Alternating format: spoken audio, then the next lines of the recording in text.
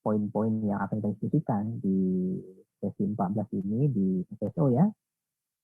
Dan nanti silakan sebagai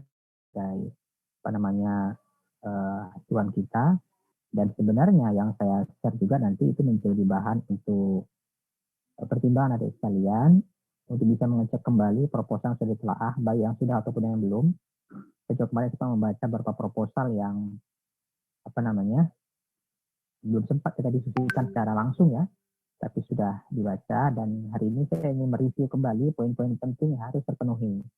Karena dari beberapa minggu yang lalu dan beberapa minggu yang sudah kita telaah, poin-poin penting tadi menjadi acuan untuk perbaikan semua proposal yang ada. Untuk itu saya berharap yang sudah kita diskusikan, terutama untuk 6 poin ya, 6 poin yang nanti bisa kita jadikan dasar untuk mengevaluasi seberapa kuatkah dan seberapa jelaskah proposal yang akan kita submit. Nah, untuk itu ada beberapa penting ya, poin penting yang harus adik-adik juga kuasai. Pertama, ini dikaitkan dengan konsep yang namanya judul. Jadi di judul itu memang ketika kita bicara judul harusnya itu fokusnya sudah harus lebih jelas ya. Jadi harus sudah lebih jelas dalam arti pendekatan-pendekatannya itu harus sudah bisa diprediksi dengan baik. Ya, coba saya share.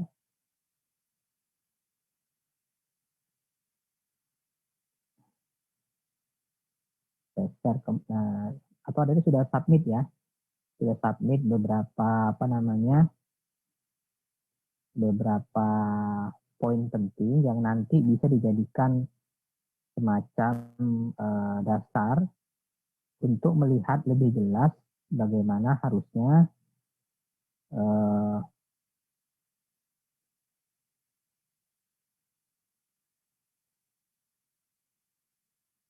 judul-judul itu menjadi sebuah poin penting ya yang harus muncul dan harus tegas. Makanya kita ingin ada semacam sudut pandang yang jelas dalam melihat judul. Ini poin penting dalam judul ini. Ya, jadi pastikan nanti kalau memang ingin kuantitatif, di judul itu sudah bisa tergambarkan bahwa memang adik-adik itu memilih pendekatan kuantitatif ya. Ya, walaupun memang ada beberapa judul tema sekarang ini di beberapa riset yang memang bisa kuali, bisa kuanti.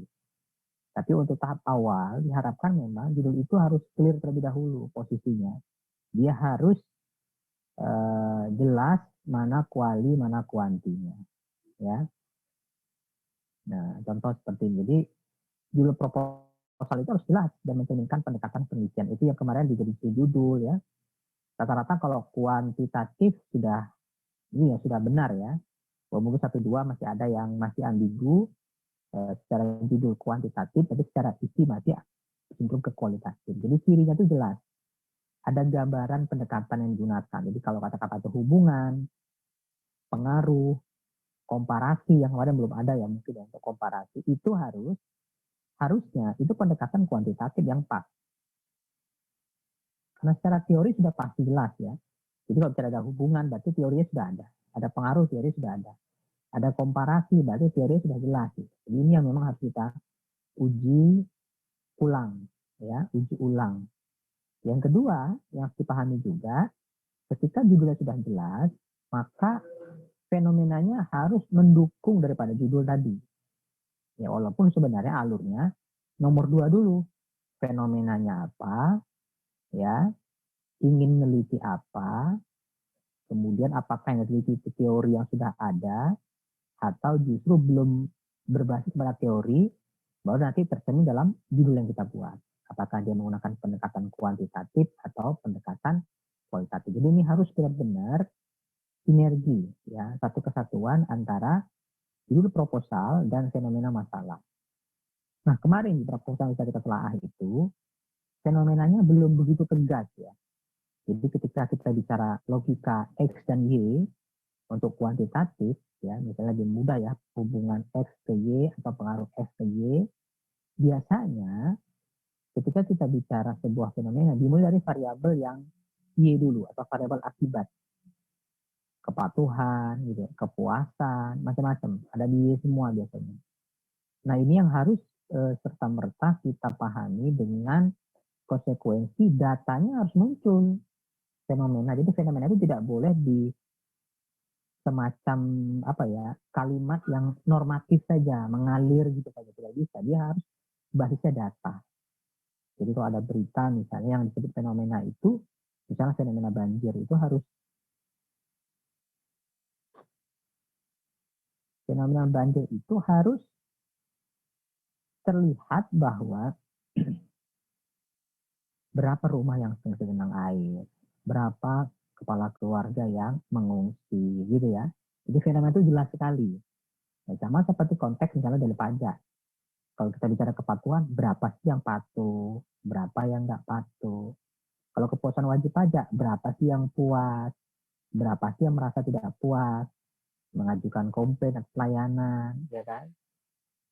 Nah ini juga ukuran-ukuran yang memang kita bisa lihat secara fenomena, benar nggak, ada nggak data itu. Maka mau tidak mau, fenomena ini harus dicari sumber datanya, ya. Bisa laporan dari KPP setempat, baik yang dipublikasi maupun tidak, ya. Dan ini sifatnya tidak rahasia ya. Jadi kalau kepatuhan, sebenarnya datanya mereka bisa sampaikan, ya tidak. Kemudian data misalnya kalau PBB itu minta data ke dinas terkait atau di level kecamatan kelurahan yang punya data berapa sih jumlah wajib pajak yang patuh atau tidak. Jadi banyak hal yang bisa kita kaji dengan fenomena. Fenomena ini memastikan judul kita. Ya, benarkah ada masalah di sana di judul itu? Karena sebagai judul itu judul yang memunculkan masalah-masalah.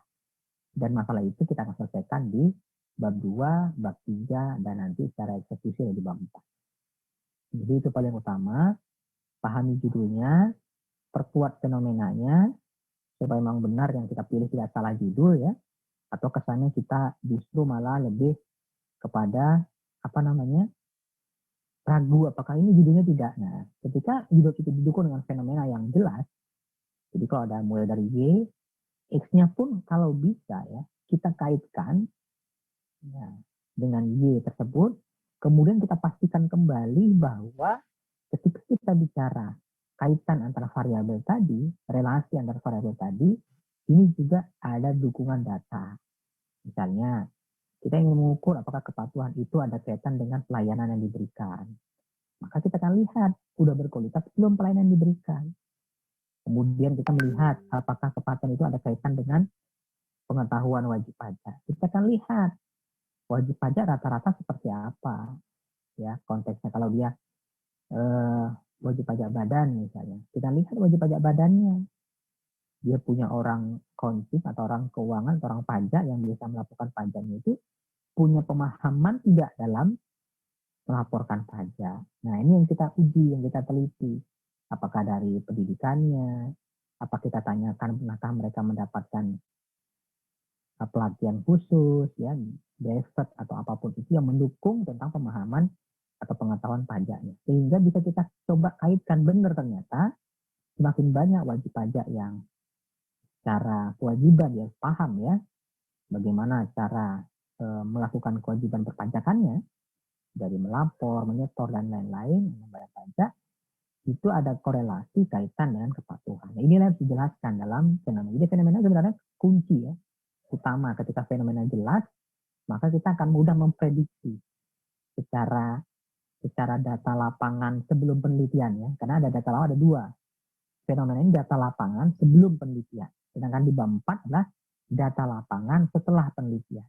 Nah ini yang penting harus kita kuasai di sana ya jadi satu dan korelasi sangat kuat. Jadi kalau nanti ada di sekalian pastikan itu fenomenanya mendukung nggak ya kemarin saya juga maklum ya enggak apa-apa karena kita juga belum survei langsung ke KPP, ke Dispenda, ke Bapenda, dan lain-lain, memang kemungkinan data yang kita terima itu belum begitu kuat di fenomena. Tapi ketika nanti mau proposal, minimal ada data sekunder atau data penelitian sebelumnya. Ya, misalnya ada kakak kelasnya pernah neliti, ada jurnal sebelumnya yang tentang KPP di Bekasi Barat, misalnya itu bisa kita minta ya. Bisa kita jadikan data awal terlebih dahulu, walaupun tahunnya mungkin tidak update ya. Tapi itu fenomena itu sangat-sangat mendukung ya judul penelitian kita. Nah, kemudian setelah kita udah yakin bahwa memang judulnya itu, kemudian fenomenanya mendukung, baru kita pastikan variabel ya apa yang memang kita harus teliti. Nah, biasanya atau konsep apa, kalau fenomena sudah jelas, di judul sudah muncul, maka akan mudah menentukan variabelnya dan konsepnya. Ya, kalau kuantitatif variabelnya apa, kalau konsepnya apa. Nah, untuk itu di bab 2, di bab 2 kita akan teliti lagi kira-kira konsep atau variabel ini menurut referensi itu pendapatnya siapa. Nah, ini yang kita teliti ya. Sumbernya dari pendapat siapa, buku atau jurnal yang kita sebutkan referensinya. Dan pastikan juga setelah memahami arti atau definisi dari variabel konsep yang kita teliti tadi, pastikan juga kita juga memiliki ukuran-ukuran yang bisa mengukur variabel atau konsep, disebut dengan dimensi atau kriteria dalam kualitatif ya. Pastikan ini kita punya. Dari buku jurnal yang kita baca ada. Misalnya kepatuhan wajib pajak, kemarin juga ada jelas beberapa yang sudah benar, ada kepatuhan yang terkait dengan formil dan material. Dan juga langsung menentukan 4 ukuran kepatuhan, 1 dari mendaftarkan, 2 dari membayar, 3 dari melaporkan, 4 membayar tunggakan jika ada dan lain-lain. Nah, ini juga salah satu sebagai ukuran ya. Jadi ukuran itu bebas selama ada referensi yang bisa kita gunakan. Dan pastikan juga kita mampu untuk mendetailkan indikator atau subkriteria ini penting. Di dimensi, kemudian ini adalah indikator. Dan ini adalah keahlian daripada masing-masing mahasiswa untuk bisa mendetailkan dengan lebih jelas ukuran daripada variabel yang tadi. Apakah sudah detail ataukah sudah bisa terukur dengan baik. Jadi kalau kepatuhan levelnya formal di kriteria atau di dimensi itu, maka yang namanya formal itu apa? Pahami dulu. Oh, formal ternyata kepatuhan dalam konteks mengikuti ketentuan peraturan perundang-undangan yang diatur di dalam. Contoh misalnya, kalau pajak PPh orang pribadi misalnya, ya kan, dia harus melaporkan pajaknya paling telat. Nah, kan ada tuh 3 bulan setelah tahun pajak berakhir. Misalnya begitu. Berarti itu menjadi salah satu ukuran daripada yang formal. Makanya semakin kita baca banyak konsep tentang kepatuhan, ya kepatuhan pajak, tahu batas-batas, oh kepatuhan itu ukurannya ini. Oh mengukur formal itu dari sini definisinya. Oh kalau kita turunkan contohnya dalam hal pelaporan seperti ini. Jadi kita paham. Jadi pajak dalam kepatuhan formal kita tahu ukurannya, dan dalam kepatuhan yang material kita tahu. Kalau material kan sesuai ya kan, benar laporan kita, tidak ada manipulasi angka ya, sesuai dengan data yang dilaporkan, sesuai dengan lampiran yang dibuktikan, dapat dibuktikan. Nah, ini yang kita jadikan ukuran-ukuran rinci yang detail bagi indikator atau subkriteria dari variabel atau konsep penelitian kita. Dan ini harus sampai ke sana ketemunya. Ya, kemarin sebagian sudah benar, cuman kecenderungannya memang ini belum ini ya. Jadi pastikan kembali setiap variabel, setiap konsep yang kita gunakan itu dirinci sampai dengan indikatornya. Ya, satu variabel tidak boleh satu dimensi, harus ada variasinya. Bisa 2 dimensinya, bisa 3 dan seterusnya. Ya, yang terlalu banyak juga. Nah, tapi yang paling harus dipastikan kata ahli atau kata dalam buku, dalam jurnal seperti apa disebut, itu yang boleh kita sebut. Yang kedua, ketika kita bicara indikator, dan pastikan juga setiap dimensi itu tidak boleh satu indikator, harus minimal 2. Jadi tadi satu variabel minimal 2 dimensi, tapi itu kan minimal. Berapa banyak? Berapa banyaknya dimensi itu sesuai dengan referensi buku jurnal yang kita pakai. Di sana ada penulis, ahli yang mengatakan, nah kita kutip. Kalau kata ahli itu 5, masukkan 5. Itu sebagai ukuran dimensi atau kriteria untuk variabel dan konsep. Sedangkan untuk indikator, kita yang menentukan sendiri, mau 2, minimal 2 ya, untuk setiap dimensi. Jadi kita yang menentukan sendiri, dimensi A, kita buat A1, A2, A3, terserah. Tapi pastikan pertama minimal 2, Dan pastikan lagi cocok dengan yang diukur kriterianya. Jadi kalau formal berarti bicara tentang ukuran-ukuran formal. Material bisa ukuran-ukuran material. Yang dibalik-balik ya, dan harus dipastikan.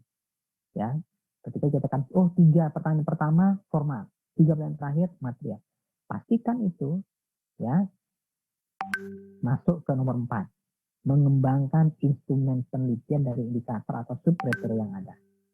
Kalau kita kuantitatif berarti nanti lahir dalam bentuk pernyataan-pernyataan dalam kuesioner, dan kalau kita menggunakan pendekatan kualitatif nanti lahir dalam bentuk pedoman kewawancaraan, pertanyaan-pertanyaan yang ada di sana.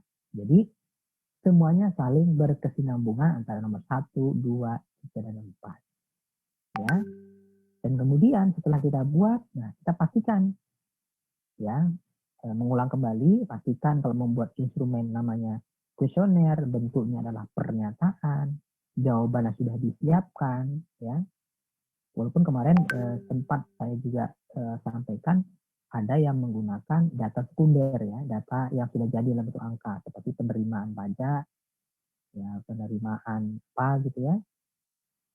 Ini boleh saja, tapi pastikan ketika kita menggunakan itu maka seluruhnya harus sekunder. Tidak boleh yang satu primer, kuesioner gitu maksudnya ya, satu lagi sekunder. Jadi apa namanya jenis datanya berbeda. Jenis data ada yang datanya tadi sifatnya kontinum, ada yang sekedar deskriptif. Jadi harus sama-sama. Kalau dia data primer ya primer semua, data pembobotan misalnya kan, atau yang sekunder semua. Nah ini yang harus pastikan kembali ya. Pastikan kembali instrumen penelitiannya dipilih. Jadi kalau kuanti jangan menggunakan wawancara, harus menggunakan yang sifatnya kuesioner. Karena kita mengkonfirmasi ukurannya ya. Dimensinya udah jelas, indikator udah jelas. Tapi kalau dia pendekatannya kualitatif, jangan menggunakan kuesioner, tapi menggunakan pedoman wawancara. Kenapa? Kita bukan hanya memastikan setuju atau tidak setujunya mereka, tapi kita memastikan juga apa sebenarnya muatan dari informan terhadap poin subkriteria atau indikator yang kita tanyakan. Nah, ini penting ya, karena bukan jawaban ya dan tidak yang kita butuhkan dari mereka, tapi apanya itu dari ya dan tidak itu yang jauh lebih penting untuk digali. Ya. Dan ini terkait dengan siapa yang menjadi populasi atau informan, ini penting. Di poin nomor 5 ya, di poin nomor 5 dijelaskan bahwa apa namanya sudah jelas di sana poin-poin yang harus dipastikan. Misal populasi, siapa populasinya? Wajib pajak. Berarti kuesioner berapa orang wajib pajak sebagai populasi, berapa orang sebagai sampel.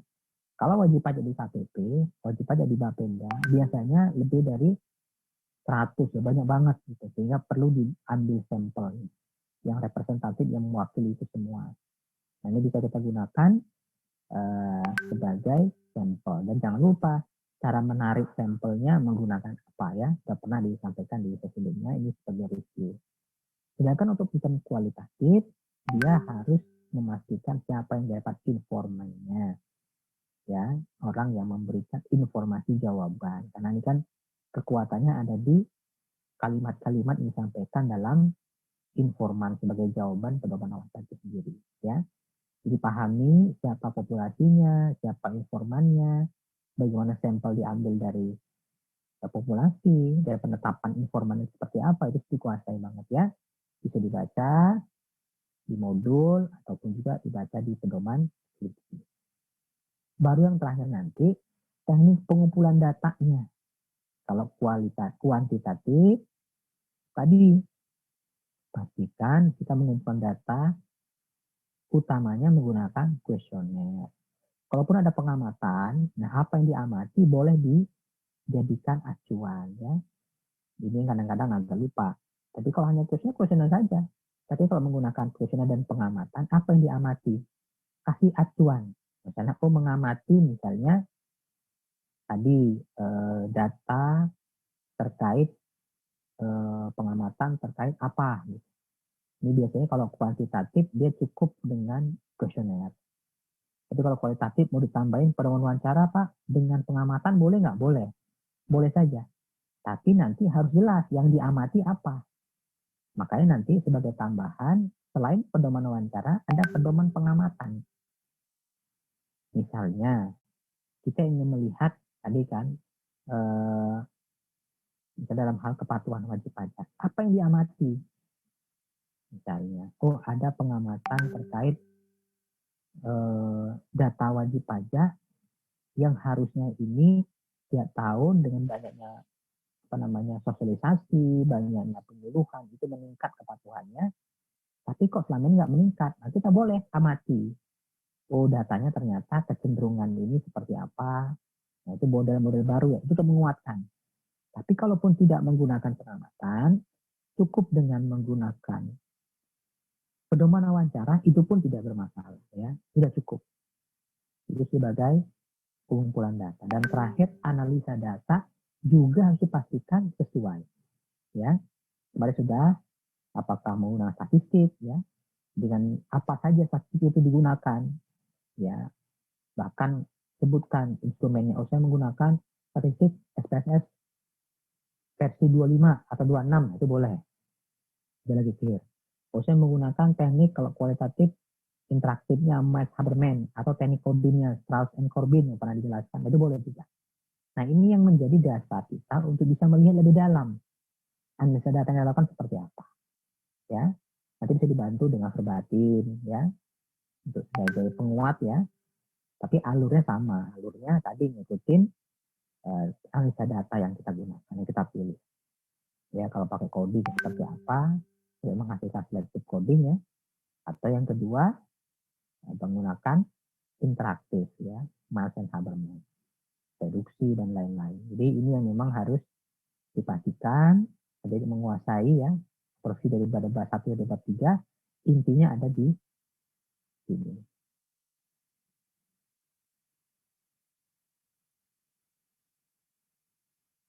Itu lebih kurang ada dari sekalian.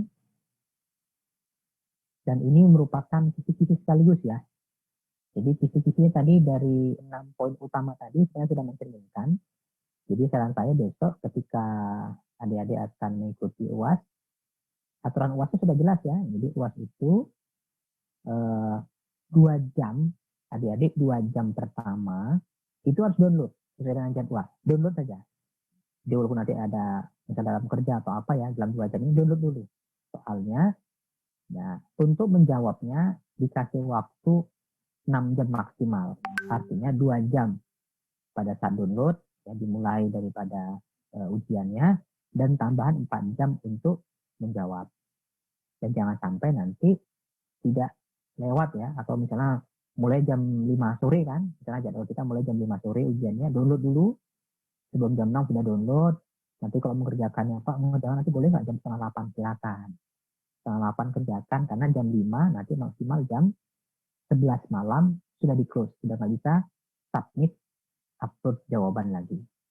Jadi pastikan kembali 2 jam pertama adik-adik sudah download soalnya, ya, dan pastikan setelah download, ya, dalam 2 jam waktu download itu ditambah lagi 4 jam. Jadi kalau setengah jam pertama sudah download, berarti kan punya waktu 5,5 jam, ya.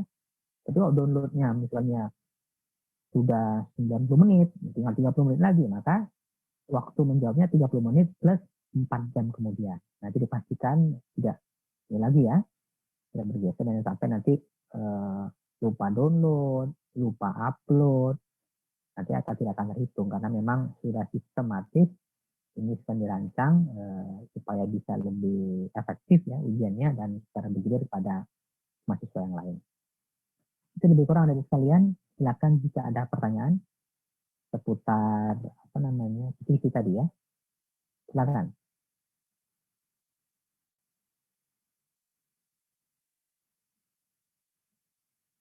Cukup jelas?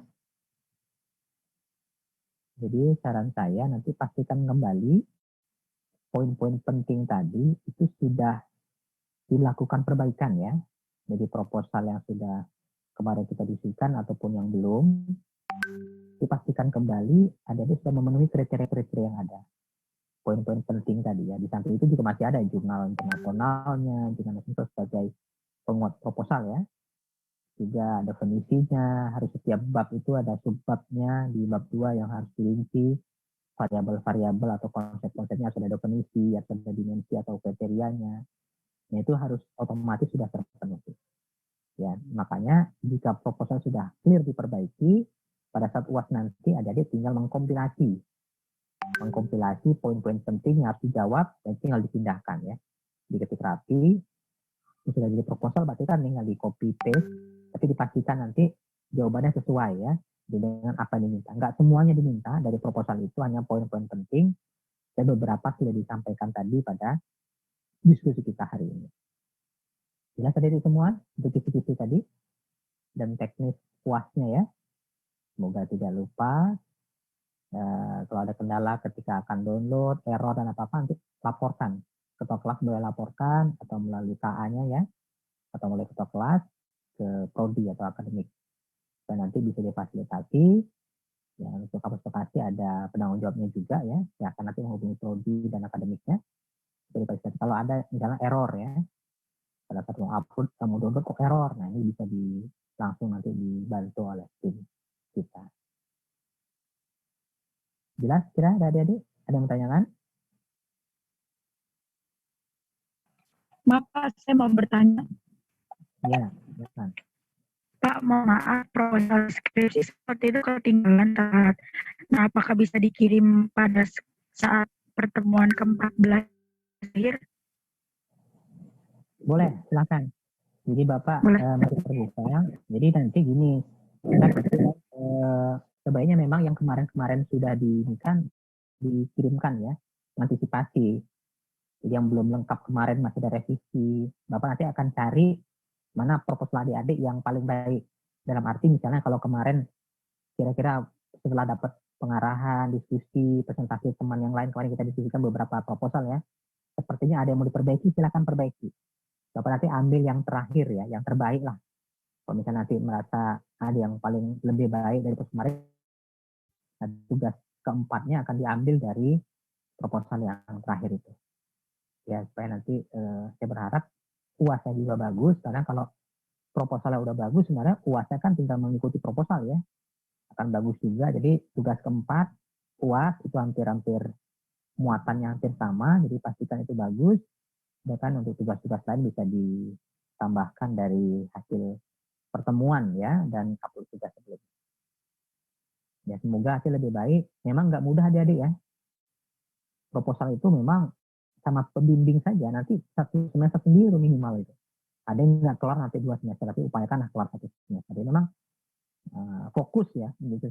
Sekarang adik-adik memang kendalanya buat proposal, lagi kuliah juga gitu ya. Memang lagi kuliah yang lain juga, jadi memang agak sedikit waktu tersita untuk memaksimalkan ini. Tapi apapun itu, saya rasa usahanya sudah cukup baik ya. Bapak melihat ada beberapa perbaikan-perbaikan yang ditunjukkan oleh beberapa teman-teman adik-adik semua untuk mengupload, memperbaiki proposalnya. Itu sudah Bapak nilai ya, walaupun ya apapun itu sudah adik-adik sudah menunjukkan hasil karya baik, sudah berusaha.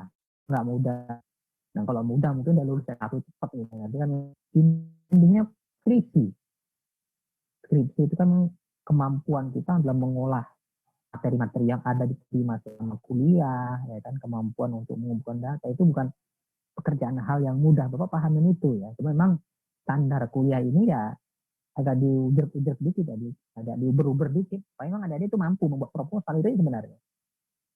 Minimal kan setelah ini dapat gambaran itu, ya, gambaran itu, sehingga pada saat nanti mau di semester 7 akhir itu submit proposal, karena semester 8 hanya skripsi ya, bagi yang biasa, yang reguler dari SMA atau dari diploma juga nanti di semester terakhirnya plus semester depannya dia sudah siap untuk sempro ya, seminar proposal dan sidang.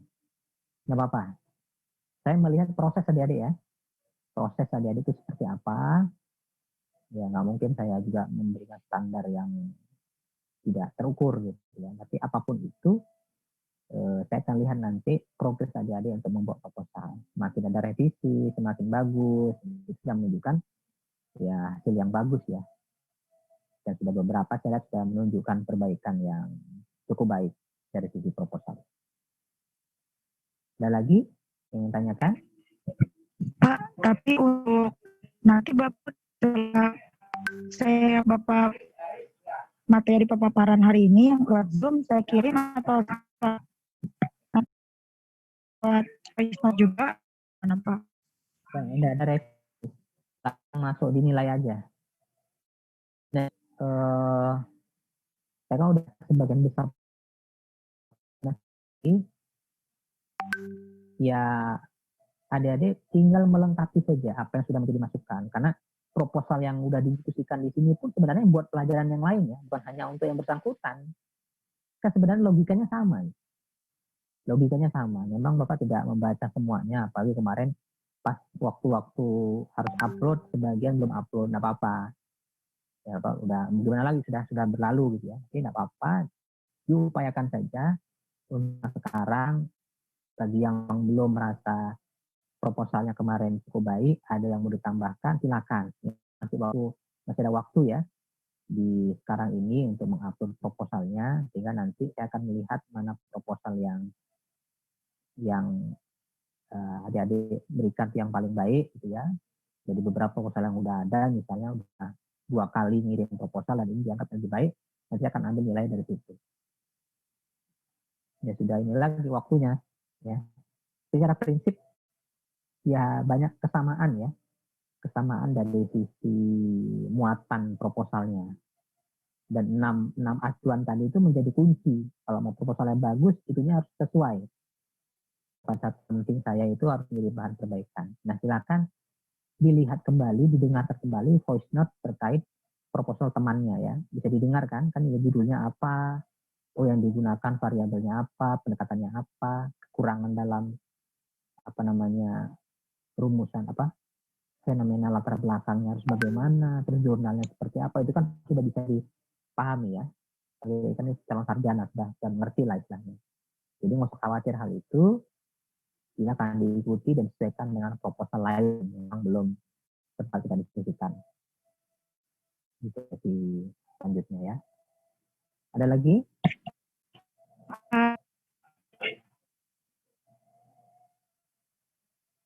Cukup? Cukup ya. Oke, kalau sudah cukup, saya akan screenshot dulu.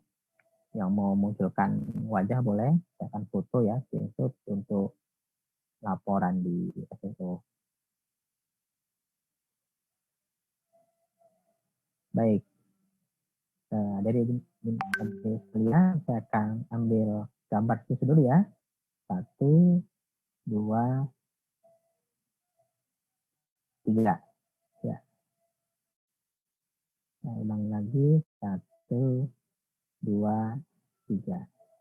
Baik, dari sekalian, demikian ya pertemuan kita hari ini. Silakan dipelajari kembali beberapa poin penting yang memang bisa diupdate dari proposal adik-adik sebelumnya. Semoga semuanya bisa menjawab dengan baik ya. Dan saya yakin ketika proposalnya nanti dirampungkan sampai dengan bab 3, ini sampai dengan bab 3, adik-adik sudah mengikuti semaksimal mungkin ya. Tadi muatan judulnya, latar belakangnya, jelas variabel, terus bisa mengukur dimensinya sesuai dengan referensi, turunkan menjadi indikator, bisa membuat semacam instrumen, baik pedoman wawancara. Itu ya tergantung judul. Jadi kalau nanti judulnya kualitatif ya kualitatif, kalau kuantitatif ya sampai ikuti format yang kuantitatif. Dan saya rasa proposal saya udah matang, udah cukup proposal, nggak usah khawatir, insya Allah nanti hasil puasnya juga cukup bagus ya. Bapak ucapkan selamat malam, terima kasih dan mohon maaf mungkin dalam satu semester ini kita tidak maksimal interaksi ya. Kemarin Pak Menteri juga sudah mencanangkan bisa online di offline di Januari, ternyata dibatalkan kembali karena memang kondisi COVID, bahkan prediksi terakhir 3-6 bulan ke depan kita masih masa kritis ya. Jadi tetap yang pun bekerja pun tetap gunakan protokol kesehatan. Yang kalaupun nanti adik-adik nyatakan positif jangan khawatir ya, nggak apa-apa karena ini harus kita lewatin. Dan alhamdulillah Bapak sudah negatif ya. Jadi nggak usah khawatir. Semua yang penting apapun yang sudah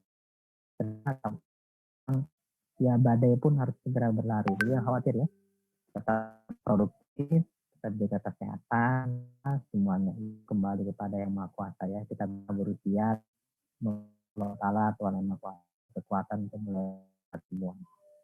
Tetap semangat adik-adik semua ya, tetap sehat, jaga kesehatan itu penting karena sekarang ini tahun 1918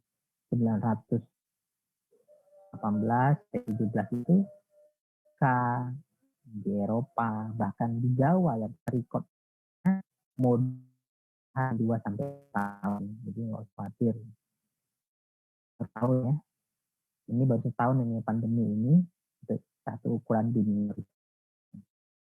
Jadi lumayan supaya kita bisa, semoga nanti grupnya dengan semua programnya supaya kita semua bisa selamat ya. Supaya kita dukung nanti apapun yang terbaik buat kita. Demikian, lebih kurang mohon maaf. Terima kasih. Ya, selalu adik semua. Saya doakan semuanya bisa menyelesaikan studi dengan baik, sebuah proposal dengan baik, dan bisa waktu. Demikian, lebih kurang maaf. Terima kasih. Assalamualaikum warahmatullahi wabarakatuh.